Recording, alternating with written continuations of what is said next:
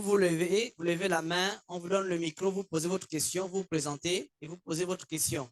Oui, la demoiselle au fond. Bonsoir à tous. Je suis Okele Mouniadje Aboui Yvette, étudiante en L1 IASAG. J'ai une question pour M. Abaga concernant les cochenilles. Ma question est de savoir s'il n'y a pas un moyen de prévenir contre les cochenilles. Vu que vous avez juste abordé les impacts et tout, mais pas tellement les moyens de prévention. Bonjour à tous. Je me nomme Outou Denis Parfait, étudiant en IASAC L2. Comme la présentation de notre professeur disait que la cochenille est un problème qui apporte encore d'autres problèmes. Alors, je voudrais savoir, à l'image des pièges, on va dire, hormonaux avec les insectes, je voudrais savoir, est-il possible d'avoir un type d'insecte susceptible d'éradiquer ce phénomène au stade larvaire, vu que c'est à ce stade qui est le plus dévastateur pour les plantes. Merci. Merci. On avait la troisième question ici.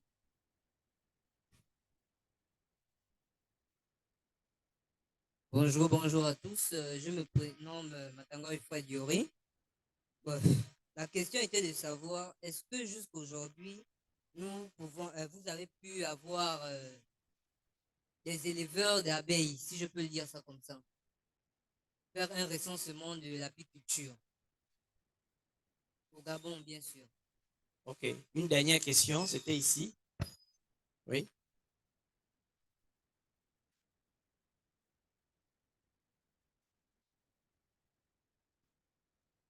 Bonjour à tous. Je suis Amari Mbourouagine, étudiant à IASAG en L2. Ma question s'adresse à M. Abaga. J'ai vraiment été nourri par cet exposé. Monsieur, vous avez dit dans votre présentation que à l'échelle internationale et même dans les registres de Screen Africa, c'est ça? Screen Chart Screen Africa, le Gabon n'est pas répertorié comme un pays abritant des cochenilles. Pourtant, dans votre présentation, vraiment, je me suis rendu compte que des cochenilles, j'en ai vraiment croisé. J'en ai croisé dans plusieurs cultures. Mais qu'est-ce qui fait en sorte que l'on ne savait pas? Pourtant, c'est sous nos yeux, mais on ne savait pas. Même à l'échelle internationale. On fréquentait ça à tout moment dans nos plantations, derrière les maisons partout. Pourtant, au Gabon, nous avons tellement d'ingénieurs agronomes. Merci. Juste pour ceux qui nous suivent en ligne, si vous avez des questions, vous signalez et on pourra les poser au présentateur. J'ai lu ici que Gina avait déjà répondu à la question qui s'agissait sur la mise à disposition des présentations. Donc là, c'est réglé. Et donc pour les autres questions, s'il y a des questions, on va les noter, on répondra aussi tout à l'heure. Merci. On va répondre déjà à la première vague des questions, s'il vous plaît. Merci. Merci, monsieur le modérateur. Alors, la première question a été posée par Mademoiselle Otélé de licence 1.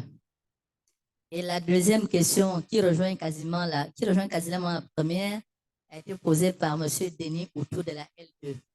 La première question est de savoir, y a-t-il des moyens de prévention aujourd'hui contre la cochenille blanche du manioc? Et la deuxième était de savoir, est-il possible d'avoir un type d'insecte, n'est-ce pas, qui serait approprié pour pouvoir faire la lutte contre la cochenille blanche du manioc? Alors, par rapport à ces deux questions qui se rejoignent, ce qu'il faut dire, c'est qu'aujourd'hui, nous n'avons pas encore une méthode de lutte, n'est-ce pas, déterminée contre la cochenille blanche du manioc, c'est-à-dire Aonidum mutilus albus. D'accord? Nous sommes au stade embryonnaire. Au niveau de la bibliographie, sous d'autres cieux, effectivement, on a pas mal de propositions en termes de méthodes de lutte. Mais au niveau national, on est en train de faire un travail de synthèse, de recherche bibliographique pour voir un peu quelles sont les méthodes de lutte qui ont marché dans tel ou tel pays, soit en Afrique du Nord, en Afrique de l'Est, en Asie ou en Amérique, on peut peut-être essayer de voir si on peut l'adapter, n'est-ce pas, à l'échelle nationale. Donc, nous sommes à ce niveau. Et en termes de progression, je crois que c'est à partir de l'année prochaine que je pourrais mettre des essais en place pour pouvoir effectivement tester les méthodes, n'est-ce pas, qui ont été répertoriées. Donc, pour le moment, je ne peux pas encore vous dire, voilà telle méthode que j'entrevois de prendre. Et ce qu'il faut retenir, c'est qu'on a pas mal de méthodes, notamment, il y a des méthodes chimiques, n'est-ce pas? Il y en a qui ont utilisé, par exemple, des traitements chimiques, n'est-ce pas, du matériel végétal. Hein? Il y en a qui ont, par exemple, utilisé de l'eau chauffante, où on a mis des boutures, n'est-ce pas, dans de l'eau chauffante, et avant de mettre en place les dispositifs. Il y en a qui ont utilisé, par exemple, des insectes ravageurs, n'est-ce pas, pour pouvoir faire ce qu'on appelle la lutte biologique. Mais à l'échelle paysanne, le processus de lutte biologique coûte tellement cher. Il faut que ça parte d'un projet. Parce que généralement, quand c'est un projet, il y a un gros financement. À partir de ce moment, on peut lancer une telle opération. Mais pour ce qui est de la lutte biologique, ça coûte tellement cher qu'on ne peut pas le faire à l'échelle paysanne. Donc, mais je crois que l'ITA est bien disposé à pouvoir peut-être nous aider dans ce sens. Mais pour l'heure, on est dans la synthèse de ce qui a déjà été fait, comme je vous le présente. Et maintenant, par la suite, nous allons retenir une méthode qu'on va pouvoir tester au plan national et voir si on peut la transposer, sinon la vulgariser à l'échelle paysanne. Parce que le problème qui se pose, il n'est pas tant à la recherche, mais il est beaucoup plus au niveau paysan. Donc, comme c'est un travail, n'est-ce pas, qui se fait avec les paysans, donc on est obligé de chercher des méthodes, n'est-ce pas, qui soient le plus transposables possible au niveau paysan. Avant de passer la parole à M. Fabre, il y a une autre question qui a été posée par M. Amavi.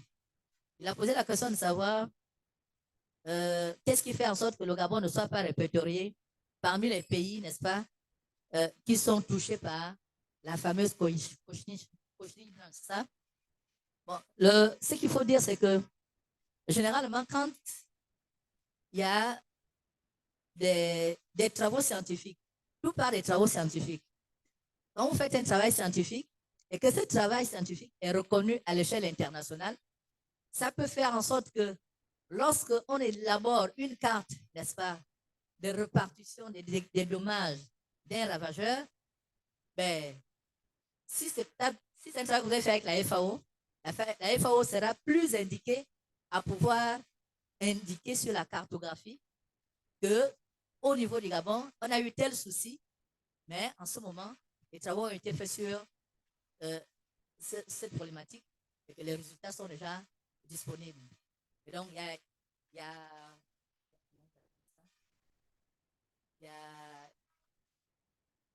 un cadre, n'est-ce pas, à travers lequel on déclare des informations scientifiques qui permettent effectivement de parler d'un pays sur le plan international. Donc, c'est un peu ça. C'est-à-dire que si ce n'est pas fait, parce que ça peut être fait à travers des études, mais si ce n'est pas reconnu scientifiquement, il serait difficile qu'on parle du Gabon sur le sujet. Donc, c'est un peu ça la vérité. Ok, juste pour le docteur Fabre, en ligne, il y a une question qui est posée pour savoir où est-ce qu'on peut trouver des reines lorsqu'on a une colonie orpheline. Ça, c'est en ajout des questions qui sont déjà posées. Les réponses brèves seraient la bienvenue. Merci. Oui, Fabre, vous avez la parole. Merci. Donc ici, je vais commencer par la question en local ici. Encore que c'est pas en tant que telle une question. Alors déjà, on parle d'apiculteurs, donc les personnes qui élèvent les abeilles sont appelées les apiculteurs. Et donc au niveau du Gabon, nous n'avons pas encore fait le recensement recensement en tant que tel des apiculteurs. Il faut dire qu'au Gabon, je dirais il y a 10 ans à peu près, de recul en apiculture. 10 ans, maximum 15 ans.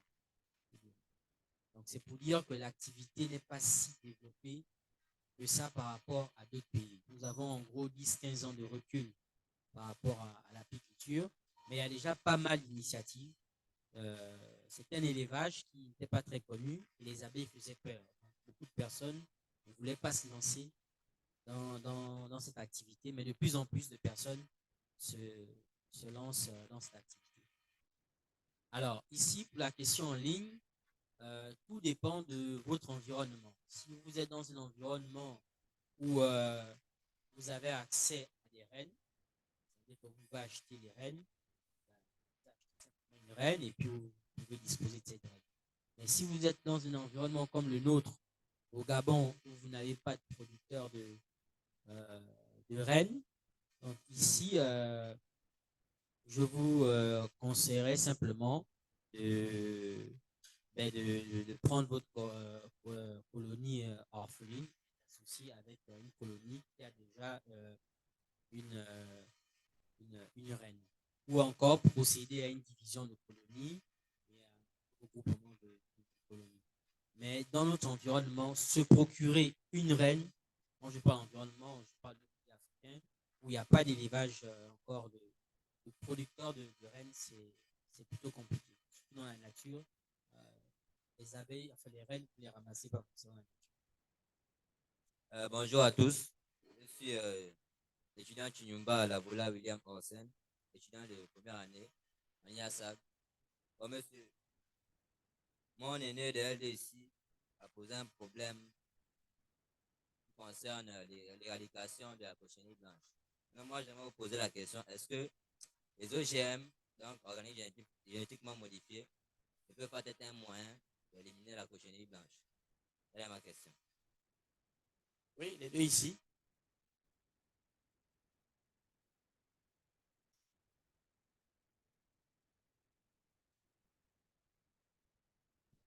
Ok, bonsoir à tous. Alors, merci pour l'opportunité de parler. Je me nomme Lungiri Samuel Lionel, étudiant en L2 à IASAC. Donc, ma question, c'est par rapport aux abeilles. Alors, j'aimerais savoir, en fait, nous savons qu'au Gabon, les différents types d'agriculture principales sont euh, l'agriculture de subsistance et l'agriculture paysanne. Donc, ma question, ce serait de savoir, est-ce que ces deux modes d'exploitation sont réellement un danger pour les abeilles? Et si ce n'est pas le cas, quel est vraiment le danger principal au Gabon pour les abeilles? Est-ce qu'on peut considérer les exploitations forestières, etc.? Merci. Oui.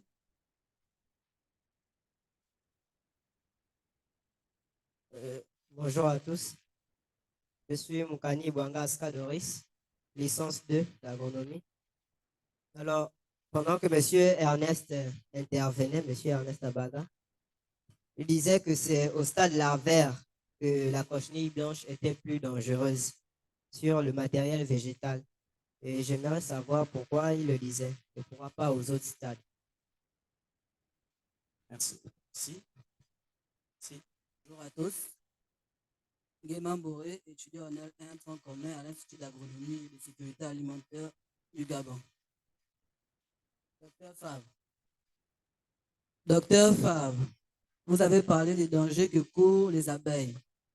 J'aimerais savoir, avec l'importance de la pollinisation sur les rendements agricoles, en cas d'extinction de l'espèce d'abeilles, n'existe-t-il pas d'autres moyens mécaniques ou chimiques qui peuvent continuer à assurer la pollinisation? Un dernier ici.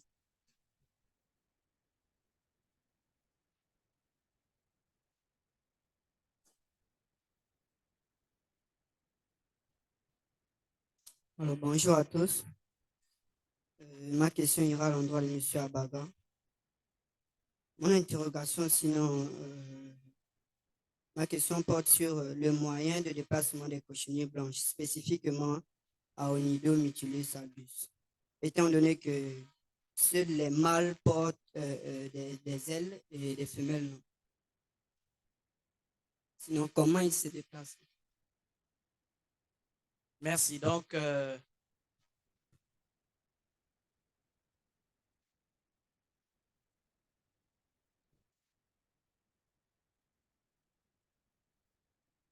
ok, donc, docteur Fabre, monsieur Abaga, vous avez la parole pour des réponses vraiment brèves.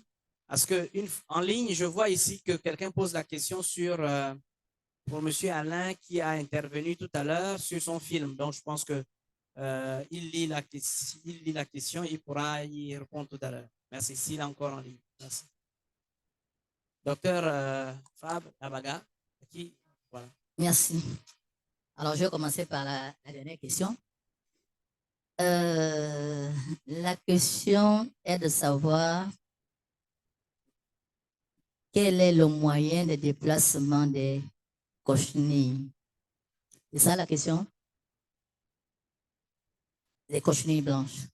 En fait, quand j'ai fait la présentation tout à l'heure, je vous disais tantôt au niveau des cochenilles blanches, vous avez des formes ailées, c'est-à-dire ceux qui ont les ailes, ce sont des formes mâles, d'accord?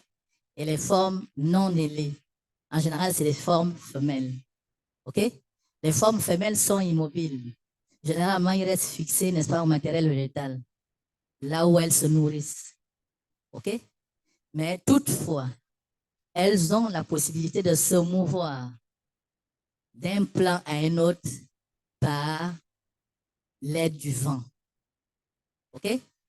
Parce que ce sont des insectes qui sont très petits, minuscules, donc facilement ils peuvent se mouvoir au moyen du vent. Ça, c'est un.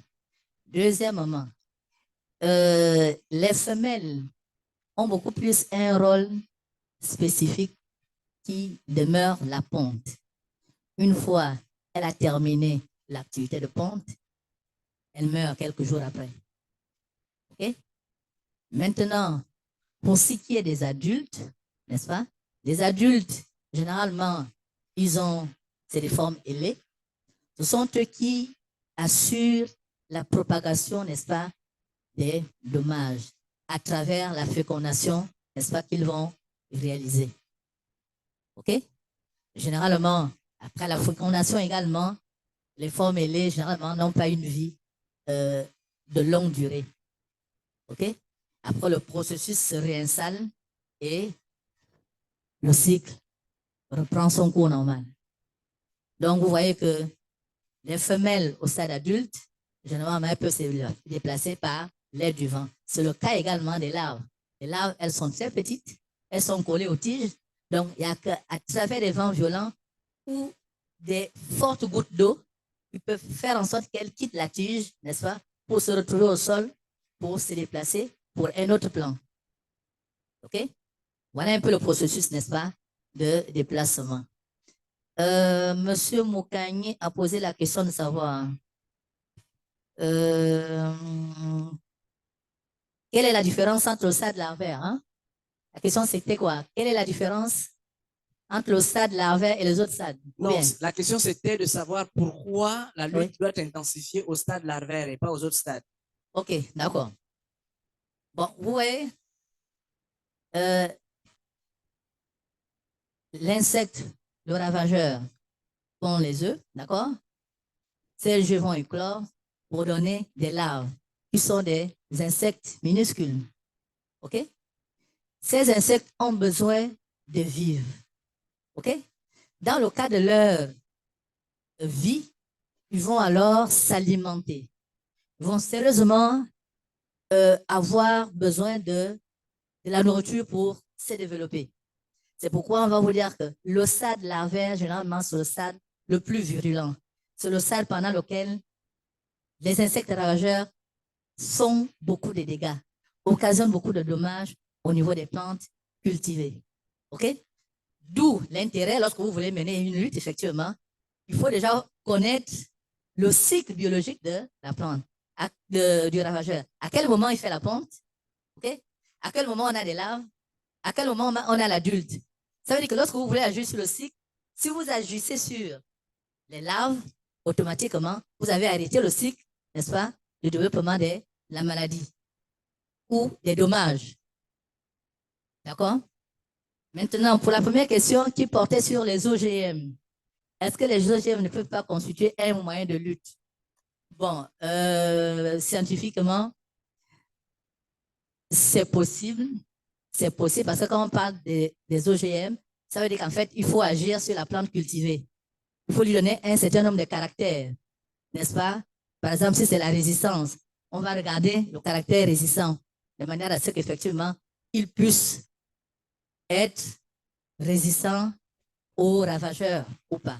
C'est possible, hein, les OGM. Mais bon, la question des OGM aujourd'hui est problématique Parce qu'il faut voir après les conséquences derrière, les impacts derrière, n'est-ce pas, les OGM dans le cas de, effectivement, ce processus. Parce que le manioc, c'est d'abord une culture alimentaire. Alors, si on la fait passer au travers des OGM, quelle va être la conséquence par la suite au niveau peut-être de nos organismes? D'accord? Donc, c'est une question très sensible. Et pour ce qui est du manioc, qui est l'alimentation, n'est-ce pas, de près de 500 millions de personnes en Afrique, je me dis, les OGM sur manioc, c'est encore trop tôt pour en parler. À partir du moment où on a encore des sols et des climats, n'est-ce pas, qui répondent à la productivité. D'accord, merci beaucoup, Dr. Fabre. Avant de passer la parole à Dr. Fabre rapidement, M. Abaga, une question en ligne qui demande ceci. Est-ce qu'il y a un moyen de limiter le développement de la cochenille sur les cultures de manioc? Si oui, quel est le nom du produit? C'est une question qui a été posée en ligne. Pour ce qui est de la lutte contre la cochenille sur le manioc, en général, hein, pour ce qui est du cas du Gabon, je prends le cas du Gabon, ce que nous faisions dans le temps, avant de voir que le problème se pose avec Acuité aujourd'hui, c'est-à-dire que nous prenions un insecticide systémique, n'est-ce pas, qu'on va mélanger avec une certaine quantité d'eau et nous allons tremper les boutures à l'intérieur pendant peut-être 10 à 15 minutes, maxi 20 minutes. Et par la suite, on pouvait les prendre pour pouvoir faire l'ensemencement. Mais toute la difficulté est là, c'est-à-dire que la cochenille blanche du manioc sévit en saison sèche. C'est en saison sèche où le phénomène vraiment se pose avec acuité. Et donc, vous voyez que lorsque vous mettez en place les champs de manioc, c'est en fin de saison sèche, donc en début de saison de pluie. Donc, toute la saison de pluie, pendant toute la saison de pluie, on a moins de problèmes, n'est-ce pas, de cochenille. Parce que même si la cochenille apparaît, on a les fortes gouttes d'eau, n'est-ce pas, qui vont lessiver, n'est-ce pas, la saison de cochenille sur les tiges de manioc. Maintenant, quand le problème revient en saison sèche, j'ai un hectare de manioc, je ne vois pas comment je peux traiter un hectare de manioc avec un insecticide. Parce que là, ça a un coût financier que j'aurais du mal à supporter. C'est pourquoi je reste sceptique dans le conseil d'un insecticide, n'est-ce pas, qui pourrait effectivement amener à lutter, n'est-ce pas, contre la cochenille. C'est à titre préventif qu'on le fait. On prend des insecticides systémiques. On peut prendre le Luceban, par exemple, qu'on peut mettre dans, je peux prendre 20 ml de Luceban dans 10 à 15 litres d'eau et je fais le mélange, je trempe mes boutures à l'intérieur pendant 10 à 15 minutes avant planting. Donc, c'est une technique qui est possible. Mais vraiment, c'est à titre préventif. Mais de manière curative, et c'est là où se pose le problème aujourd'hui. C'est en ce moment, ce sur quoi nous sommes en train de travailler, de manière à trouver des solutions quand le problème est déjà posé. Merci beaucoup. Donc, la recherche est en cours. Merci. Docteur Fabre, très rapidement. OK, ici, j'ai deux questions qui sont plus ou moins liées. Enfin, liées, je vais répondre directement aux deux. Donc, le danger des abeilles, les menaces des abeilles au Gabon et l'alternative à la pollinisation. Alors, pour ce qui est des dangers, ou des menaces, je dirais, je classerai en trois types. Premièrement, liées aux activités humaines. Deuxièmement, les maladies. Et troisièmement, le climat. D'accord? Donc, pour ce qui est des activités humaines, il faut savoir qu'au Gabon, nous sommes 2 millions d'habitants, avec plus de la moitié de la population qui vit à Libreville et les densités de population qui arrivent même à 0 habitant au kilomètre carré dans certaines régions du Gabon. Donc, en général, les menaces liées à l'homme sont généralement localisées, très localisées. Ce n'est pas réparti de manière uniforme sur l'ensemble du territoire national. Et comme le Gabon est un pays forestier, dans le sens que on fait beaucoup d'exploitation forestière, le type d'exploitation forestière que nous on a adopté au Gabon fait en sorte qu'on ne fasse pas de la coupe à blanc, c'est-à-dire qu'on rase toute la forêt et on récupère le bois qui nous intéresse. Au Gabon, on va chercher le pied qui nous intéresse. Donc, on tourne en général autour d'1 ou 2 pieds, peut-être même, je dirais même 1 pied à l'hectare que l'on coupe. Maintenant, l'impact, ça va être les pistes pour sortir le bois. Donc, l'exploitation forestière, là encore, il faut faire les études parce que c'est ça aussi mon plaidoyer au niveau du Gabon. C'est-à-dire que toutes les activités anthropiques, on mesure l'impact sur la grande faune. Mais pour ce qui est des insectes, pour ce qui est des pollinisateurs, pour l'instant, que ce soit les pouvoirs publics ou les privés, très peu de personnes font attention à l'impact de nos activités sur les insectes, voire les pollinisateurs. Donc, pour l'instant, il n'y a pas d'études là-dessus sur le Gabon, mais vu la faible densité de population, la méthode d'exploitation forestière, maintenant au niveau de l'exploitation minière, c'est autre chose, là je ne vais pas me prononcer, mais je dirais que la menace liée à l'homme est quand même moindre et généralement localisée. Je vais prendre le cas de Libreville. Il y a 30 ans de cela, on avait des colonies dans nos maisons ou derrière nos maisons à Libreville. Aujourd'hui, vous ne pouvez plus trouver une colonie d'abeilles à Libreville, où c'est extrêmement rare. Quand j'étais gosse, on avait les colonies derrière les maisons, pourtant nous étions à Libreville, dans la capitale. Donc, avec tout le développement urbain et autres, etc., j'ai parlé d'urbanisation, toutes ces colonies d'abeilles-là, on ne les retrouve plus. D'ailleurs, quand vous circulez même dans les espaces verts, à Libreville, vous avez très peu d'insectes autour de ces espaces. Donc, au Gabon, pour ce qui est de l'humain, c'est localisé, très localisé. Pour ce qui est des maladies, nous n'avons pas encore constaté, mais là encore, il faut pousser les travaux. Nous n'avons pas encore observé des maladies importantes. Enfin, des maladies, pour ce qui est des colonies que j'observe, hein, j'ai parcouru le Gabon, je n'ai pas encore croisé des maladies telles que la loque ou autres, etc. C'est essentiellement des problèmes de prédateurs et de parasites que nous avons au Gabon. En l'occurrence, avec le petit coléoptère des ruches, nous avons le varroa ici, mais vraiment à des taux d'infestation extrêmement bas.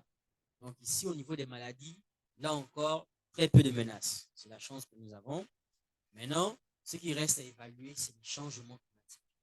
Quel est leur impact au niveau des ressources alimentaires, la disponibilité surtout des ressources alimentaires pour nos abeilles. Là encore, nous n'avons pas fait d'études et c'est mon plaidoyer au niveau des autorités, au niveau des partenaires pour leur dire, écoutez, ne nous contentons pas simplement de regarder la grande faune, il faut aussi regarder du côté des insectes, il faut aussi regarder du côté des pollinisateurs. Parce que sans pollinisation, notre forêt, la survie de notre forêt est menacée, la survie de notre agriculture est menacée. Donc, voici pour ce qui est de cette question de réponse, les éléments de réponse que je peux apporter. Pour ce qui est des alternatives à la pollinisation, alternatives chimiques, mécaniques et autres, je vais déjà vous demander d'arrêter même, de ne même pas y penser, parce que ce serait compliqué de faire sans les pollinisateurs. Extrêmement compliqué de faire sans les pollinisateurs. Pourquoi? Parce que chaque fleur, chaque plante a sa morphologie. Il faudra adapter la pollinisation à chaque fleur. Il faudra faire ça manuellement. Alors, chimiquement, je ne vois même pas comment ça peut se faire. Donc, c'est quelque chose qui n'est même pas souhaité, la disparition des pollinisateurs. Et si ça arrive, ce serait vraiment une catastrophe vraiment importante pour la planète. Merci beaucoup.